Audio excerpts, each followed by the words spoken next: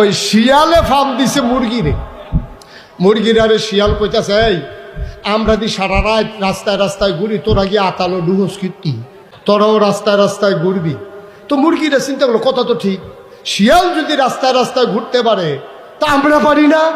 এখন মুরগিরা সবাই মিলে মিছিল বের করছে, মুরগির স্বাধীনতা চাই, আমরা খোয়ারের ভিতরে আবদ্ধ থাকতে চাই না, আমরা রাজপথে ঘুরতে চাই।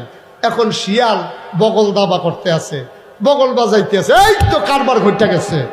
এখন মুরগি যদি সন্ধ্যার পরে ওই খোয়ারের ভিতরে না যায়, এটা কি মুরগির লাভ না শিয়ালের লাভ?